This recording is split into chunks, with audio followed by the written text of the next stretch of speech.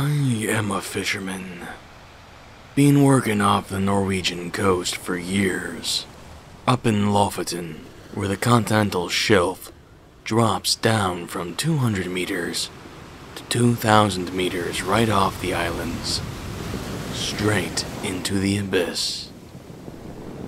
The water can be treacherous. These days, fishermen only rarely die. But back in the day, pretty much every family had a tragedy of their own.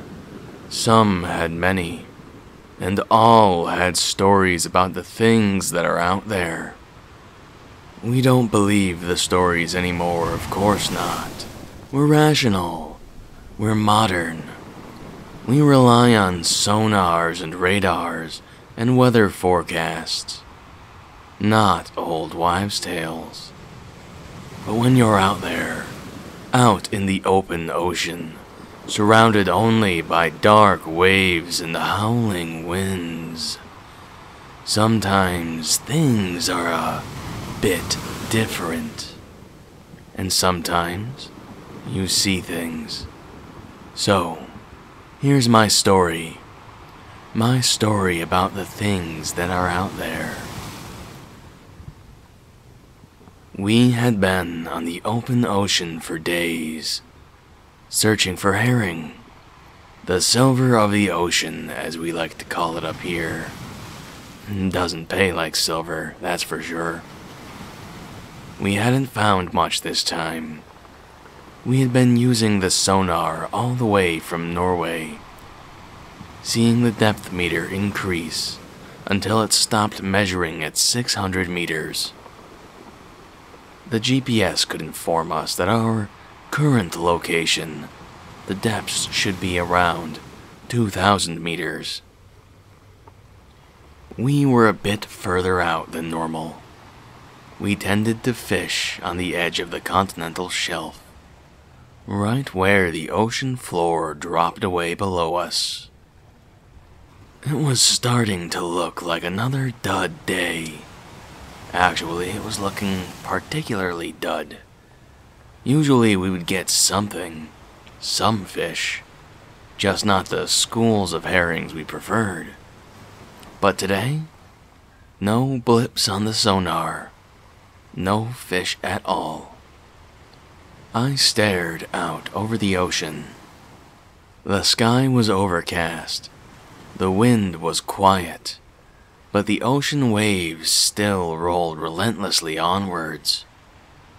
Round, lazy, like giant sleek caterpillars rolling across the ocean surface. The boredom could be vicious on these ships. The rest of the crew were below deck.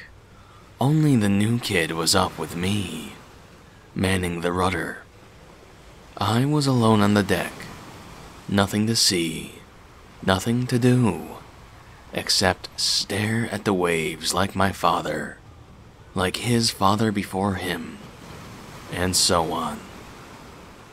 Every once in a while, I still stopped to consider the immense depth below me. All the things that could happen in the deep, in the dark. When I was a child, I was terrified a Russian submarine would breach next to me, or a giant whale, or worse. But there are fewer Russian submarines these days, and I'm less scared of the depths. Well, I was. Hey, boss! The kid I had put at the rudder was waving at me from the bridge. Boss, come look at this. I crossed the deck and climbed up to him. What is it? Boss, there's something... He broke off, pointing to the sonar screen. Something weird. I looked at the screen. I frowned. The depth reader said we were sitting at 300 meters. What the hell? I muttered. Did you fiddle with it? I added in a stern tone. Fiddle with it? Fiddle with it. No, I just used it like you're supposed to, boss. Well, how do you explain that the depth reader says we're sitting at 300 meters when we both know damn well we're over an abyss of 2,000 meters at least? I don't know. You don't know. But I know, because you fiddled with it. That's why. No, boss, I swear I didn't.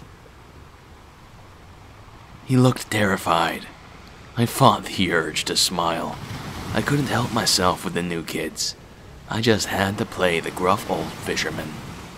But in my defense, I was also fairly sure the kid had done something dumb.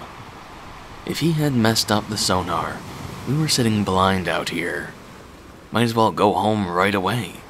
Not worth the gas to sail around with nothing but your gut telling you where the fish are. Boss? I grunted. Something's happening. He sounded terrified. And he should be. I'd tear him a new one once I figured out just how he ruined our chance of a catch. I looked at the screen. The depth was decreasing.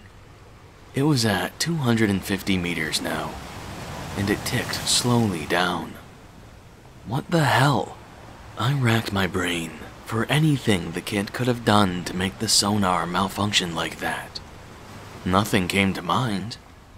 Boss? The kid asked, tentatively. Do you think it's like a giant whale or something? 200 meters. Nah, whales don't like sonar. Whatever the fuck that is, it ain't no whale. I kept my voice steady. Didn't want to worry the kid. 150 meters. Are we going back to land? The kid asked hopefully. Nah. I glanced at the GPS, part of me hoping that the kid had accidentally set the ship going full steam back towards land, like I wouldn't have noticed. But we weren't moving. The depth at our current location should be around 2,000 meters. What the fuck? 100 meters. 75 meters. 50 meters. I swallowed. What the flaming fuck could be big enough that the sonar picked it up at the ocean floor? What the flaming fuck could be big enough that the sonar picked it up as the ocean floor? 40 meters. 30 meters. 20 meters. 10. 5. But the kid started. The boat lurched forwards. I braced myself against the wall. The kid was too slow. He smashed against it. His eyebrows split open, blood streaming down his face. Another lurch. This time he caught himself. He looked over at me, fear written all over his face. What the hell? I muttered. What the bloody fucking hell? The stern smashed back down into the water, sending waves outwards in every direction. I looked back at the sonar. Nothing. Black. I hit the side of the screen. Still nothing, of course. I looked at the kid. He looked like he'd seen a ghost. Boss? He said quietly.